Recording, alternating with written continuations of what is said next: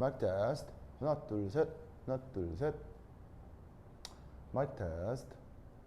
하나, 둘, 셋. 하나, 둘, 셋.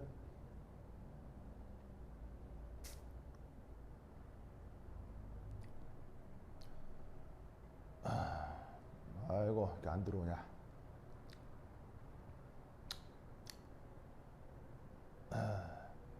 어서 들어오시라. 오케이. 현춘, 소리 잘 들어가요? 하나, 둘, 셋. 하나, 둘, 셋. 소리 잘 들어가요? 하나, 둘, 셋, 넷. 하나, 둘, 셋, 넷.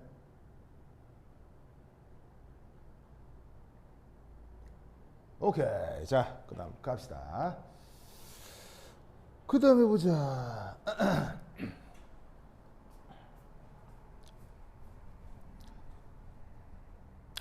자, B라고 하는 게 이렇게 표현된다고 생뚱맞게 얘기를 했죠. 그럼 요거에 대한 얘기를 조금 더 이어가면, 자, 우선 첫 번째 일, 이렇게 두 기체 분자가 반드시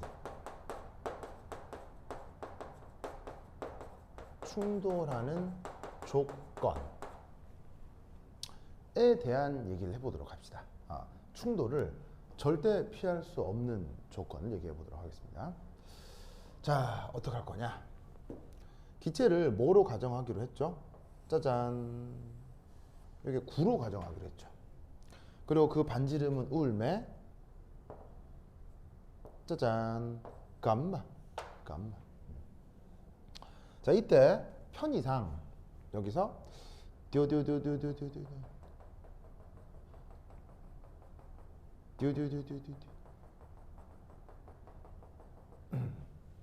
자, 이 녀석은 뭐냐면 얘는 반지름이 2감마, 공의 반지름은, 그러니까 구의 반지, 그러니까 그러니까 분자의 반지름은 감마라고 했는데 그거에 딱 더블링이 된 거, 2배가 된 거. 그 반지름이 2감마인 가상적인 구를 하나 가정해 보도록 하겠습니다. 그러니까 이제 무게중심은 같고요. 반지름만 2배인 가상적인 구. 자, 이때 만약에 또 다른 기체 분자가, 예를 들어서, 자, 여기 이제 무게중심일 텐데 또 다른 기체의 무게중심이 이렇게 있어. 그 무게중심이 이 가상적인 구를 만약에 벗어나 있다고 치자. 그러면 이 둘은 부딪혀요? 절대 부딪힐 리 없어요? 부딪힐 수 없지. 미스. 맞죠? 맞죠? 뭐 좀 되게 이상한 얘기 하는 거예요? 뭐 당연한 얘기 하는 거예요? 기하학적으로 완전 당연한 얘기를 하는 거죠. 그런데 또 다른 공의 무게중심이 이 가상적인 구 안에 들어와 있다 치자. 안에. 그러면 어떤 일이 벌어질 거냐면 얘 자체 크기가 요 정도 이렇게 될 테니, 여기서 어때? 여기서 반드시 힛, 이 둘은 충돌하게 될 거다, 이런 말이죠. 무슨 뜻인지 아시겠죠? 알겠죠? 그러면 이때 여기서 뭘 계산해 볼 거냐면, 그 반드시 충돌하는 조건에서 공 한 개당 점유 공간 부피를 한번 계산해 볼게요. 자, 무슨 말이냐? 공이라는 게 이거 그러니까 분자예요, 분자. 뭐 공이라고 해야 되고, 뭐 그냥 그야말로 진짜 뭐 공이라고 해야 되고, 지금 이제 구로 가정한 분자라고 해도 되고요.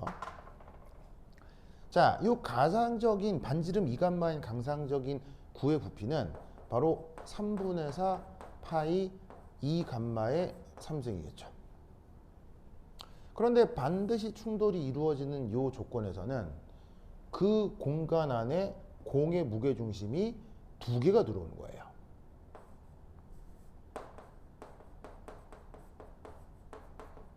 아시겠죠? 그러면 이걸 계산하면 값이 어떻게 되겠어요?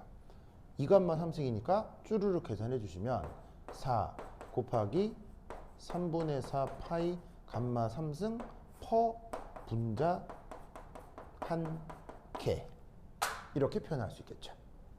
맞나요? 뭐 대단한 계산이에요? 당연한 계산이에요? 당연한 거죠. 그러니까 점유 공간 부피라고 하는 게 이제 뭐냐면 뭐 특별한 게 아니고요.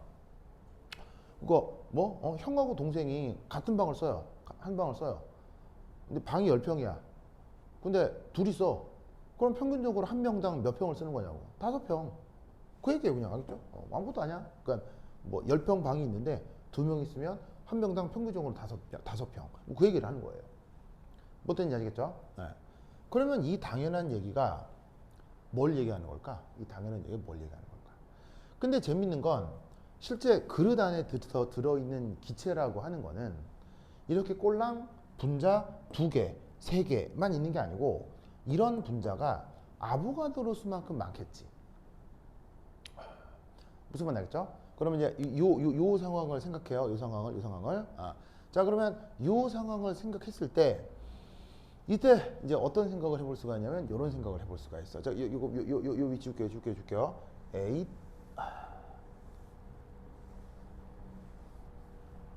자, 그러면 두 번째 이 바로 아보가드로 수 이상의 기체 분자에서 각 기체당 각 분자당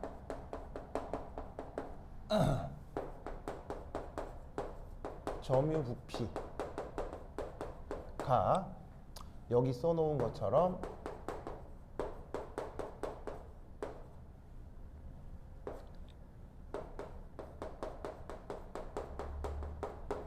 인 상황을 한번 그림으로 그려보자. 어떻게 될 거냐?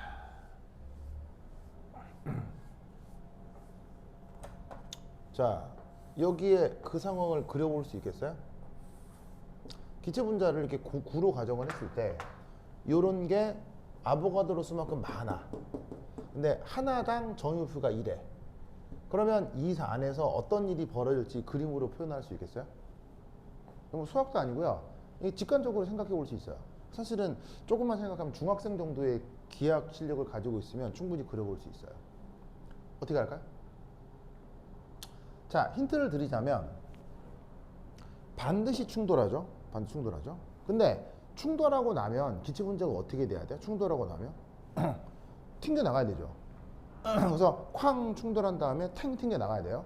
그런데 쾅 충돌하고 튕겨 나가는 모든 상황에 대해서 이 시스템에 존재하는 모든 기체들은 항상 점유부피가 이거라고요. 충돌하고 튕겨 나가도 각각의 기체들이 항상 이렇다고요. 그러면 어떤 일이 벌어져야 되냐면 충돌하고 떨어져 나가죠. 떨어져 나가자마자 그 옆에 있는 또 다른 기체가 이렇게 대기하고 있는 거예요. 그래야 요런 조건이 돼야 매 순간 분자계당 점유부피가 이렇게 될 테니까요. 그러니까 충돌했죠? 튕겨 나가죠? 튕겨 나가자마자 그 다음 충돌이 기다리고 있는 거예요. 그리고 이 상태에서 또 튕겨 나가겠죠? 튕겨 나가자마자 또 그 다음 충돌이 기다리는 거예요. 그 다음 충돌이 계속 이렇게 연속되어 나타나는 거죠. 그러면 이런 미시적인 상황을 알 수 없는 사람 입장에서는 이런 상황에서 나타나는 기체 분자들의 충돌을 계속 연속된 사진으로 찰칵 찍는다면 사람의 사진에는 어떤 이미지가 포착되겠어요? 바로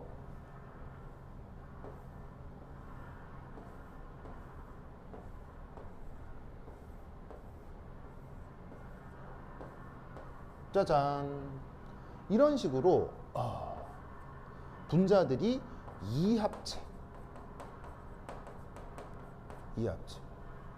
바로 이제 영어 표현으로는 다이머라고 하는데 이합체를 이룬 것처럼 관찰된다 이런 말이에요. 자, 실제로 결합하고 있는 게 아니고요. 충돌하고 떨어질 거예요. 충돌하고 떨어질 텐데 충돌하고 떨어지면 여기서 떨어진 놈이랑 또 만나버리는 거예요. 그러니까 사람은 그걸 알 길도 없이 계속 이 사진만 찍어낼 테니까 사진만 딱 보면 기체 분자가 두 개 붙어 있네 이런 생각을 할 수가 있다는 얘기죠. 무슨 뜻인지 아시겠죠? 알겠죠? 자, 그러면 여러분 잘 생각해봐요. 교통사고도 차가 두 대만 충돌하는 교통사고가 있는 게 아니라 심각한 교통사고 중에는 다중 충돌이라는 게 있죠. 바로 차가 두 대가 아니라 세 개, 네 개가 동시에 엮이는 거. 그럼 이런 건 사실 대형 사고거든요. 되게 위험할 수 있는데 어쨌건 사실은 확률이 높진 않지만 심한 경우는 차가 세 대, 네 대가 동시에 엮이는 이런 그 교통사고가 있을 수 있다는 얘기예요. 그러면 사실 이것도요. 왜 꼭 반지름 이감마인 가상적인 구에 꼭 공 두 개만 충돌하느냐? 알 수도 있다는 얘기죠.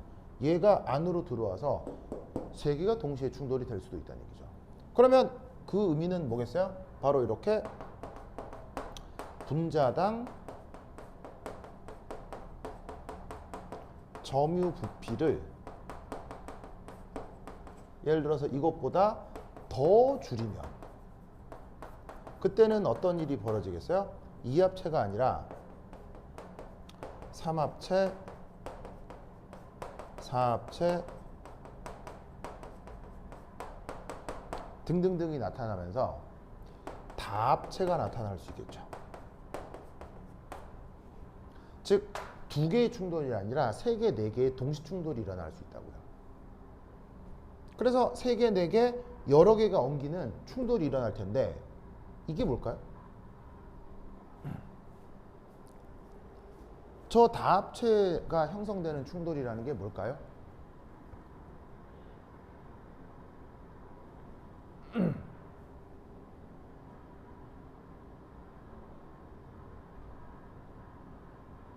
저 충돌이라는 게 뭘까요?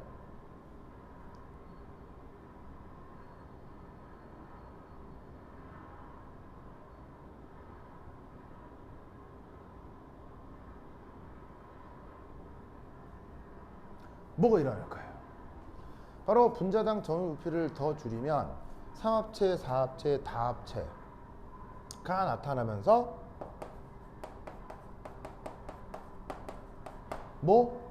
액체로 상태 변화를 하게 됩니다.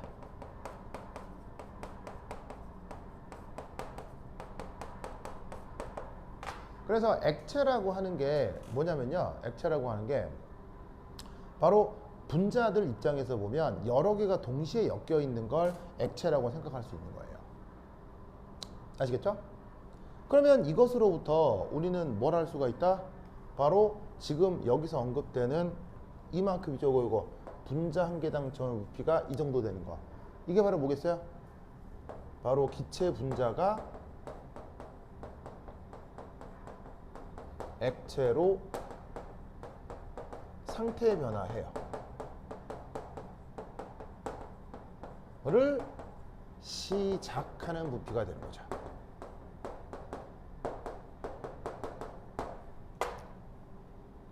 그러면 아까 보세요. 실제 기체는 B보다는 무조건 커야 된다고 했죠. 이 B가 이 정도 값이 되면 이게 뭐겠어요? 바로 액체로 상태 변화할 때의 부피예요. 그럼 액체로 상태 변화가 시작할 때 부피가 될 테니까 어떻게 되겠습니까? 그것보다 더 커야 기체를 유지할 수 있겠죠. 그래서 반데르발스 상수식에 이런 의미를 찾을 수가 있는 거예요. 그래서 이것이 기체가 어떻게 돼? 이합체를 이룰락 말락 할 때의 부피가 바로 이 정도다 라는 걸 알 수 있습니다. 그래서 이것으로부터 우리는 어떤 생각을 해볼 수가 있냐면 이런 생각을 해볼 수가 있어요. 자, 여기 줄게요. 여기 줄게요. 8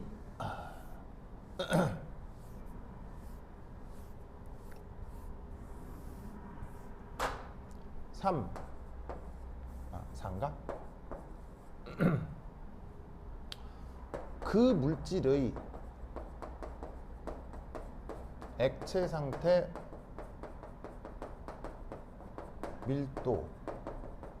밀도로부터 기체 상태의 B 값을 유추할 수 있습니다.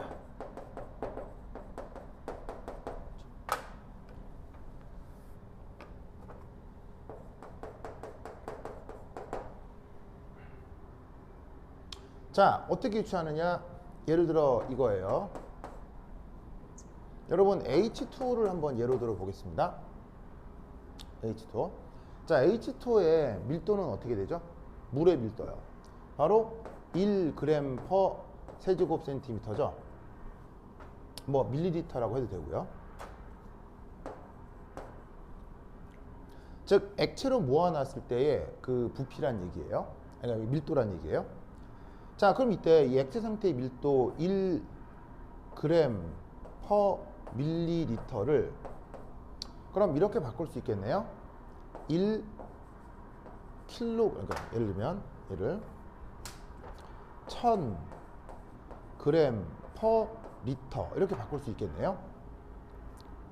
여기에 있는 이 밀리를 이렇게 1000으로 바꿀 수 있죠. 자, 그럼 이때 여기에서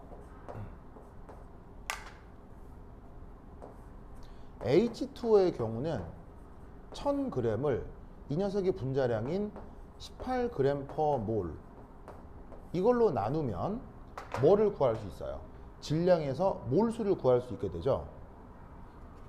그러면 얘를 계산해 주면 뭐가 나오느냐?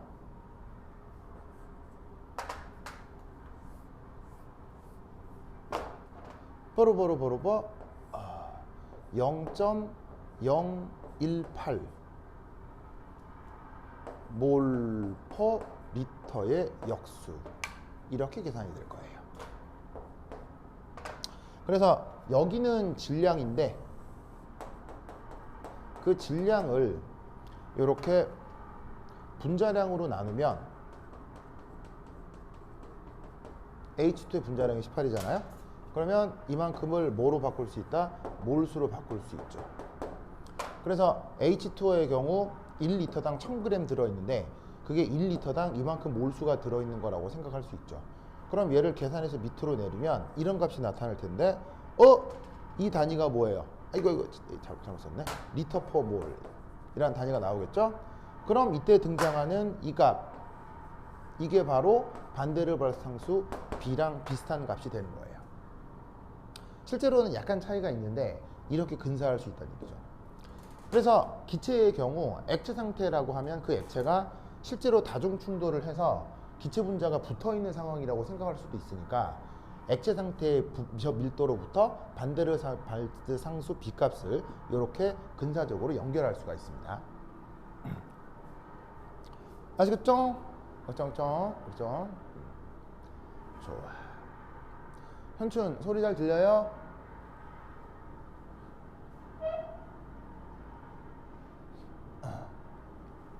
하나 둘 셋 넷. 자, 여기까지 소리 잘 들려요?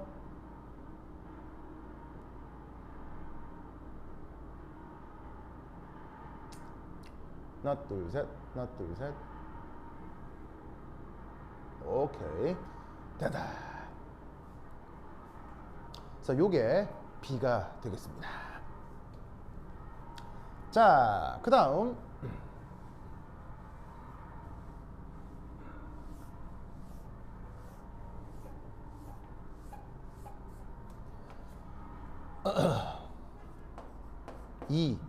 그 다음 이제 요 A 얘기하는 거겠죠.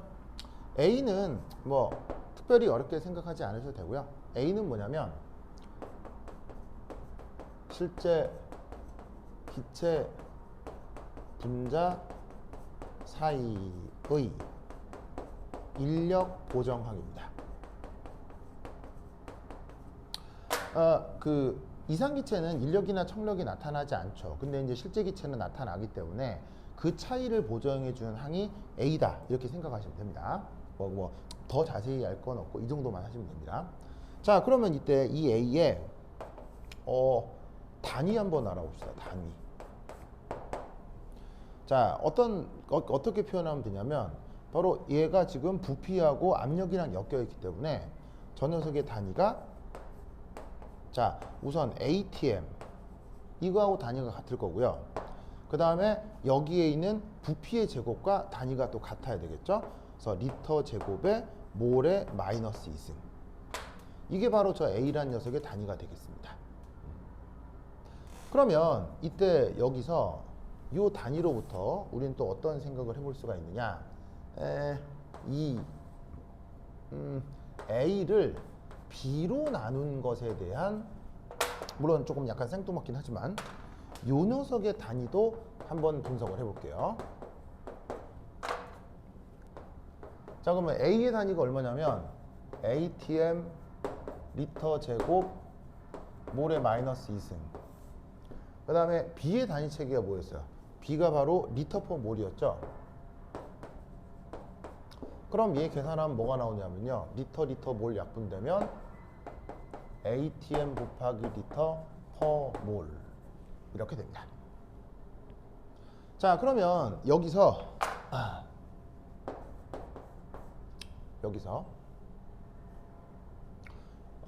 원 ATM 리터의 정의가 뭐죠? 기체 같은 걸 배우면 충분히 알 수 있고요. 서울대 입시에서는 단위 변화라는 문제가 나오기도 하기 때문에 이런 기초적인 단위는 다 알고 있으셔야 됩니다. 바로 101.325 줄이죠. 그래서 이게 1 ATM 리터의 정입니다. 그러면 101.325 줄, 이게 뭐란 얘기예요? 에너지구나. 그러면 잘 보세요. B분의 A. 자, A가 뭐라고요? 방금 얘기했듯이 A는, 자, 그럼 다시 한번 얘기하면 그 문제 B분의 A를 봤을 때 이 A는 아까 인력과 관계된 항이라고 했죠. 근데 여기에 있는 B는 뭐라 그랬어요? 기체 분자가 액체로 상태 변화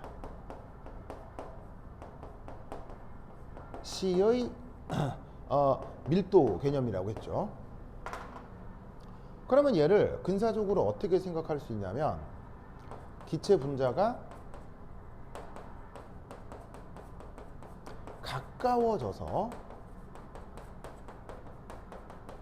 액체를 이루어요. 그 이루는 순간의 그러니까 아직은 기체니까 이뤘다기보다는 이 액체를 이루기 직전의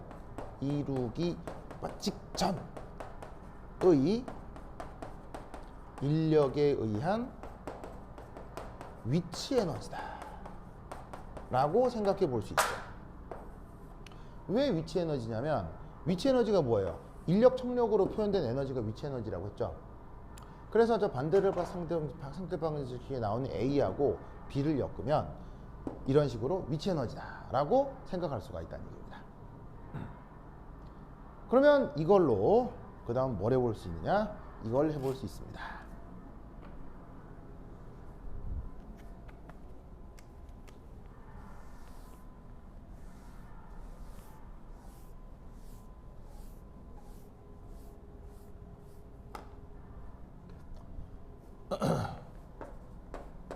자, 세 번째는 반데르발스 방정식으로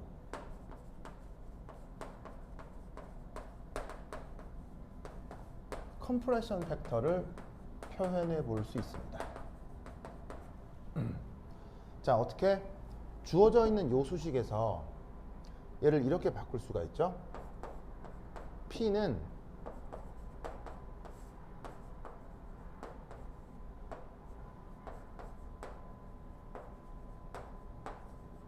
이렇게 바꿀 수가 있죠. 나눠서 반대로 넘기면 이렇게 되겠죠.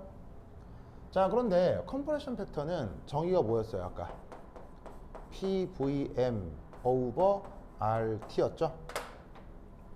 그래서 여기에 있는 이 압력 자리에다가 얘를 집어넣어요.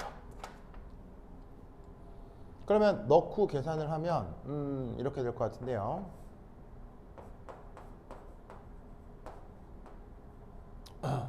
맞나? 그 다음 RT VM 분의 A 맞나?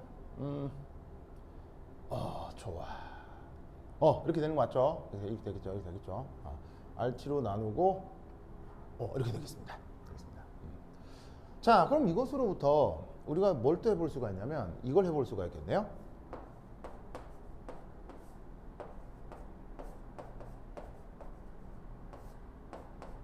부피의 역수로 얘를 미분해 보고 싶어요. 그럼 부피의 역수로 얘를 미분하면 어떻게 될 거냐면요. 여기 이제 얘를 그냥 x함수라고 두자면 얘를 1 빼기 vmb의 제곱 이렇게 제곱이 아니라 1 빼기 vmb의 제곱분의 b 얘는 rt분의 a 이렇게 미분을 할 수 있겠죠. 자, 그럼 이 값으로부터 우린 또 어떤 생각을 해볼 수가 있냐면 요렇게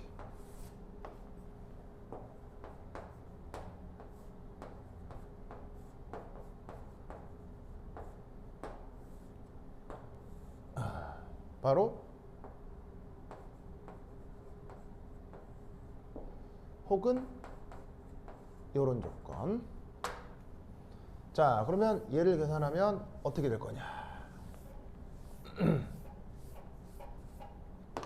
바로 이렇게 되겠네요. 자, 그러면 이게 어떤 생각이냐를 보시면 여기에 있는 부피의 역수라고 하는 거 있죠. 이 부피의 역수를 뭐라고 생각하면 되냐면 얘를 압력 개념이라고 생각하셔도 되는 거예요. 왜냐하면 실제 기체건 이상 기체건 부피하고 압력은 서로 반대 상관관계가 있으니까 압력이 커지면 부피가 줄어들고 부피가 커지면 압력이 줄어들겠죠. 이렇게. 그러면 이때 얘를 그냥 압력이라고 생각을 했을 때 그러니까 이제 뭐 거의 압력이다. 부피의 역수는 라고 했을 때 부피가 무한히 커진다. 압력이 0으로 수렴한다. 이게 뭐예요? 바로 저압 조건을 표현하는 방식이죠. 저압 조건. 그래서 극도의 저압 조건에서 바로 1차 도함수가 이렇게 된다는 얘기예요. 그리고 1차 도함수는 바로 뭘 뜻하는 거예요? 접선의 기울기를 뜻하는 거죠.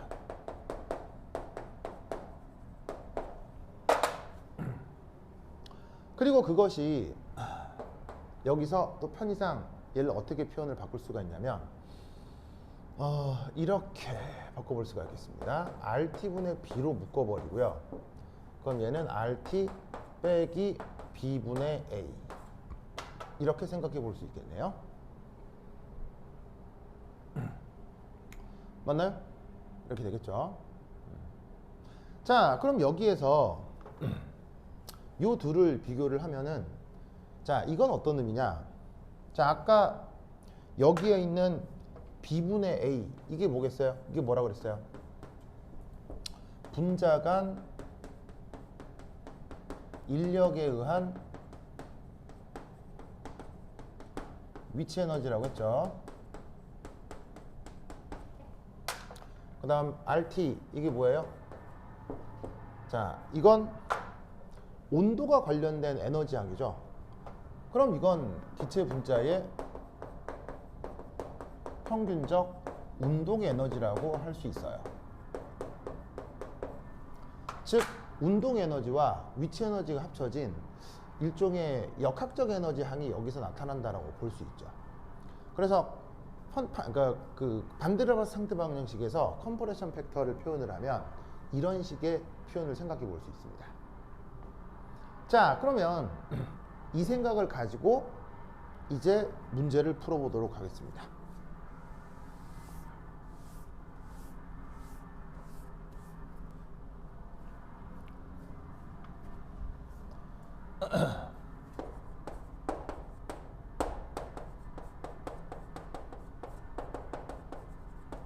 자, 그러면 거기 26번에 붙어 있는 새끼 문제가 1, 2, 3, 4 이렇게 붙어 있는데 관건이 가장 까다로운 문제가 거기에 있는 그 3번이거든요. 거기는 3번. 3번. 그러면 이 3번을 어떻게 풀지 한번 생각해 보도록 하겠습니다. 자, 우선 요 3번 문제 풀 때 첫 번째 알아둘 거 요겁니다. 3번 문제 이렇게 푸는 겁니다. 잘 보세요. 우선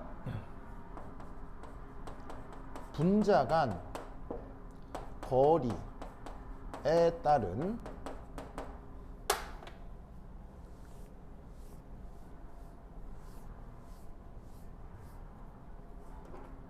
위치 에너지 그래프를 살펴야 돼요. 자, 분자 간 거리에 따른 위치 에너지 그래프가 이 문제에 이렇게 소개가 되죠. 자, 이게 위치 에너지고, 자, 이게 분자 간 거리입니다. 거기에 그래프가 어떤 식으로 나와 있냐면 뭐 이런 식으로 나와 있을 거예요. 그죠? 그럼 이걸 어떻게 해석해야 되냐면 이렇게 해석하셔야 돼요. 바로 요런 곳, 요런 곳. 짜잔. 위치 에너지 그래프에서 접선의 기울기가 지금 보시다시피 양수죠. 그럼 접선의 기울기가 양수인 구간에서는 이 위치 에너지 그래프에서 어떤 해석을 해야 되냐면 분자 간 인력과 청력 중 인력이 우세하다. 그 다음 요렇게 접선의 기울기가 음수가 되는 구간에서는 분자 간 인력과 청력 중 청력이 우세하다 라는 해석을 해야 돼요. 그리고 마지막으로 이 그래프에서 극소점 보이죠? 극소점. 자, 극소점은 접선의 기울기가 0인 구간이죠? 그럼 이건 인력이 우세한 것도 청력이 우세한 것도 아니니까 인력하고 청력이 같다. 이런 해석을 저 그래프에서 하셔야 돼요. 그래서 이런 위치 에너지 그래프가 나타나면 그 기체 분자들 사이는 인력이 우세한 구간도 나타나고 청력이 우세한 구간도 나타나고, 그러니까 인력이 우세한 구간도 나타나고 청력이 우세한 구간도 나타나고 인력 청력이 같은 구간도 나타나야 된다는 얘기예요. 그러면 이것으로부터 얘를 아까 언급했던 요 컴프레션 팩터, 그 컴프레션 팩터가 뭐였어요? Z였는데 그 Z와 어떤 연관성을 갖고 표현해 줘야 되는지 하는 얘기예요. 그러면 여기가, 자, 컴프레션 팩터는 여기가 0이고 압력축이었죠. 그리고 여기 계속 1로 나타나는 건 이상기체인데, 거기서 여기 주어져 있는 이런 위치 에너지 그래프와 어떤 뭐냐면 공통점을 갖는 컴프레션 팩터 그림을 그려야 되냐면 바로 이런 그림을 그리셔야 됩니다. 뭐 너무 급하게 그렸나? 자, 여기서 이런 그림을 그리셔야 됩니다. 자, 이 그림의 의미가 뭐라고 그랬어요?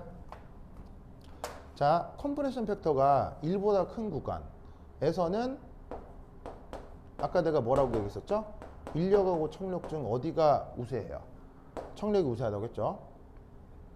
그리고 컴프레션 팩터가 1보다 작은 구간은 인력하고 청력 중 인력이 우세하다고 했죠.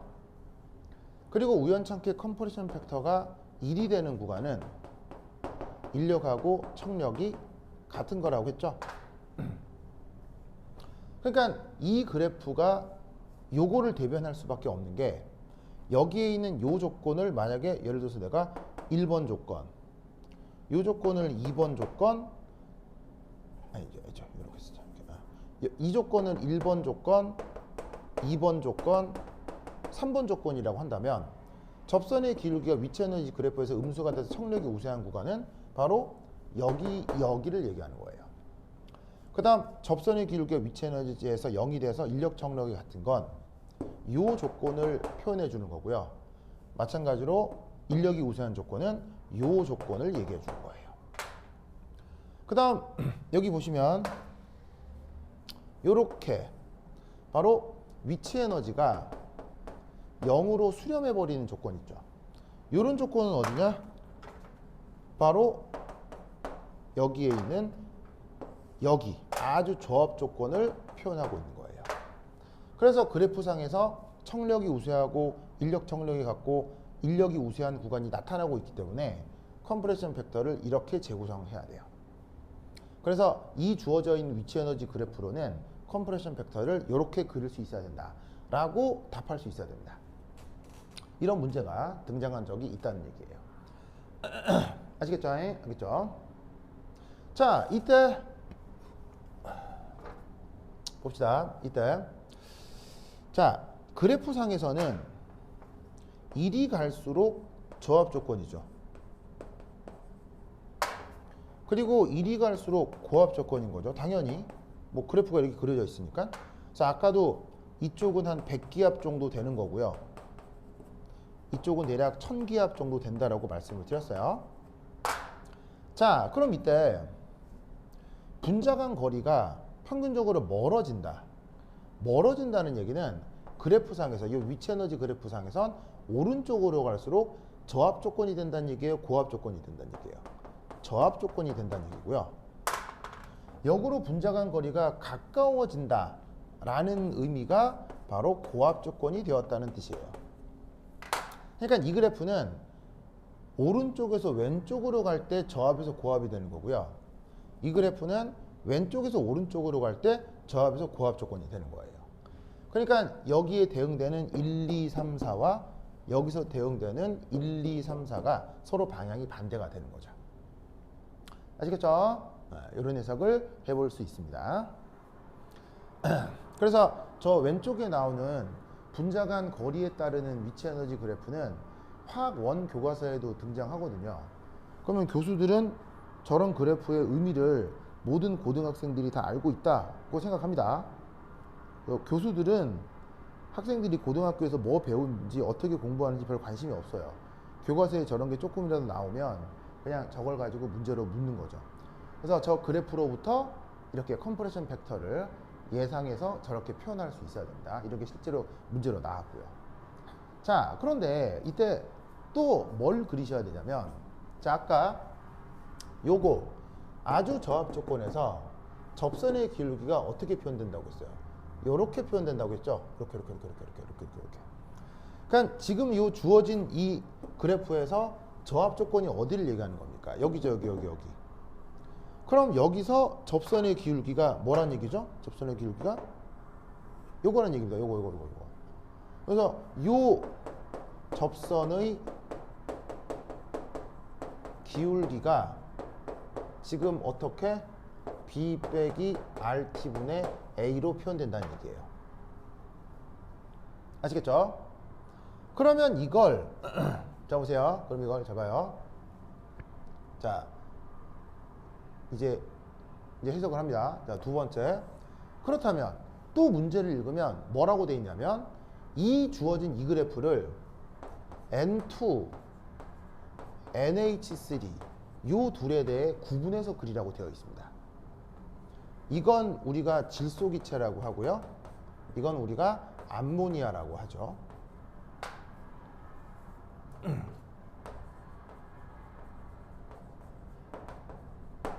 자, 그러면 이 두 분자에 대해서 우리는 어떻게 해석을 해야 되냐면 이런 해석을 해야 됩니다. 바로 첫 번째 1. 자, 둘 중에는 분자 크기가 어디가 더 크고 어디가 더 작겠습니까? 바로 N2보다 NH3의 분자 크기가 더 작습니다. 명심하세요. 작습니다. 왜냐? 여기에 있는 수소는 그 크기가 거의 없기 때문입니다. 그래서 전 우주에 존재하는 모든 원소 중에서 원자 중에서 가장 작은 크기를 갖는 게 수소니까 NH3의 수소는 크기가 없다고 생각하시면 돼요. 그러니까 N2보다는 NH3가 오히려 크기가 더 작다 이렇게 생각하시면 됩니다. 자, 그 다음 두 번째 N2보다 NH3 간 분자 간 인력이 더 큽니다. 자, 이건 왜 그러냐면 N2 분자와 N2 분자는 요 사이가 분산력입니다. 자, 그런데 그것에 반해서 조금 이따 하게 될 요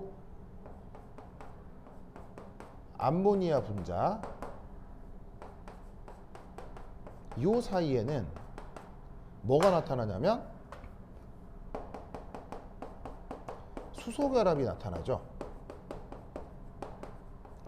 그러면 수소결합은 공교육 과정에서 되게 중요하게 다뤄지는 건데 화학2에서 아주 중요하게 나오죠. 보통의 분산력에 비해 수소결합 둘 중에 어디가 더 큽니까? 이쪽이 더 크죠.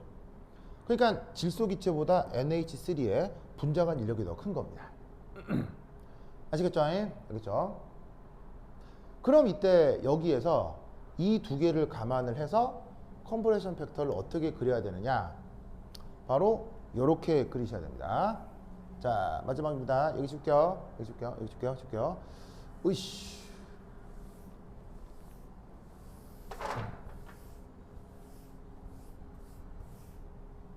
자, 문제에서 이제 이렇게 그리라고 나온 거예요.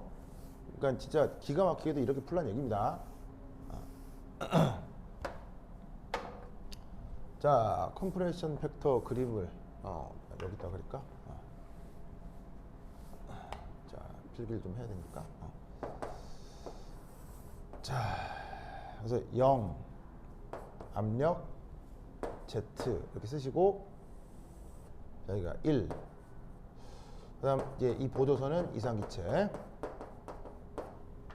그럼 이때 여기에서 그래프를 어떻게 그리느냐? 두 개를 그립니다. 하나는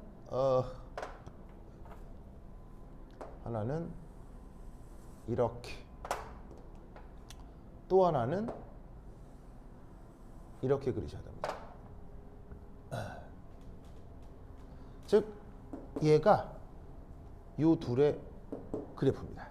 즉 여기에 있는 이 3번 문제는 그래프를 이렇게 그리라는 문제입니다. 그러면 이때 이 각각이 누군지 해석을 해야 되겠죠. 바로 흰색으로 그린 게 N2입니다. 노란색으로 그린 게 NH3입니다. 자, 이건 왜 그러냐면, 자 봅시다. 여기하고 여기가 어디였어요? 인력하고 청력이 같아지는 구간이죠.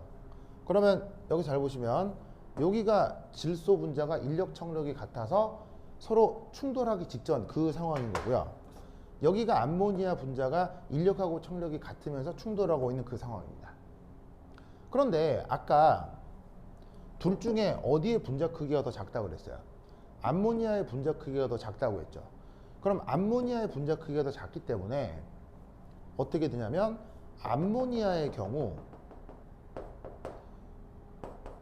분자 간 거리가 더 가깝게 충돌을 하게 되는 거예요. 아니 뭔 말이냐면 공이 있는데 작은 공 사이가 충돌할 때하고 거리 이거 하고요. 큰 공이 충돌할 때의 거리를 얘기하는 겁니다. 그럼 당연히 공 자체가 작을 때 더 가까이 뭐냐면 접근하면서 충돌을 하게 돼 있는 거 아니에요. 그러면 어떻게 되냐면 분자 간 거리가 더 가까워지니까 당연히 질소하고 암모니아 중 여기가 더 고압 조건이 돼야 되는 거예요. 이 충돌이 이루어지는 이 순간에 바로 인력하고 청력이 같아지거든요. 충돌하는 그 순간, 딱 충돌하는 그 순간에 인력 청력이 같아지기 때문에 바로 여기가 분자 크기가 더 작은 암모니아에서 인력 청력이 같아지는 구간이 더 고압 조건에서 나타나야 된다는 얘기예요. 첫 번째는 이거예요. 아시겠죠? 자, 그 다음 두 번째는 이겁니다. 여기에 있는 NH2와 암모니아에 대해서 이 원점에서의 접선의 기울기. 자, 원점에서의 접선의 기울기를 그리면 질소 N2는 이거고요. 그 다음에 암모니아는 이렇게 될 겁니다. 맞나요? 자, 왜 그러냐면 여기서 중요한 건 원점에서 NH3의 접선 기울기가 더 급해야 합니다. 이렇게 그리셔야 돼요. 이렇게. 자, 그건 왜냐? 우선 문제를 읽으면 이 전체 조건은 등온입니다. 온도가 같을 때 N2하고 NH3에 대해서 이렇게 그리라는 건데, 자, 왜냐? 이거예요. 자, 아까 원점에서의 접선의 기울기가 이 수식으로 표현된다고 했죠. 맞나요? 자, 그러면 이때 뭐 여기 이제 다 썼으니까 지울게요. 자, 이 부분이 비교가 되겠죠. 똑같이 이거 한 다음에 이렇게 될 텐데, 자, 위쪽은 예를 들어서